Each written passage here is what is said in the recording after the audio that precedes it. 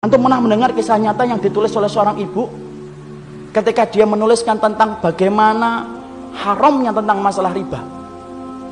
Dia cerita, kami dulunya adalah keluarga yang baik, mengisi kegiatan kami setiap waktunya dengan mencari ilmu.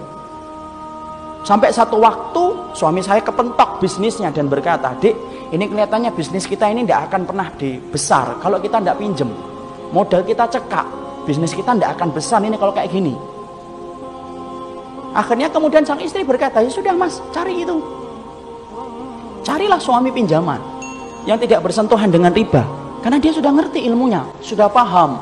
Riba itu merupakan sesuatu yang sangat dibenci, sampai dipermaklumkan perang oleh Allah dan Rasulnya. Dia cari, kapan toh? Bukannya sabar. Malah kemudian berkata, ini kelihatannya kita nggak dapat pinjaman, harus minjem yang ribawi. Istrinya yang sama-sama sudah ngaji, berkata kepada suaminya, "Ya sudah mas, pinjam aja kalau memang itu terpaksa." Nah kita ini gampang sekali ngomong darurah. Nanti tutup dengan sholat, banyak sedekah.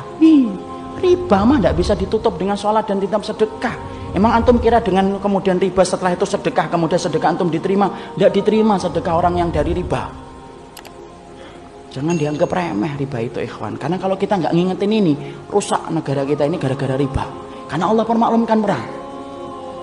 Akhirnya singkat ceritanya kemudian akhirnya bersentuhan. Mereka ngerti ilmunya tetapi tidak mampu menampik lambean pinjaman ribawi ketika itu begitu menggiurkan. Apa yang terjadi? Allah memberikan istidraj. Usahanya berhasil, gede. Maka kemudian sang istri bercerita ketika usahanya semakin besar, maka kegiatan kami yang setiap harinya mengkaji, mendatangi majelis ilmu kemudian jarang kita datangi.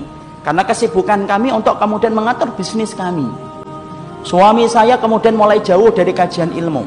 Suami saya kemudian mulai menjauh dari panggilan sholat dengan alasan sedang rapat ataupun sedang nganter barang.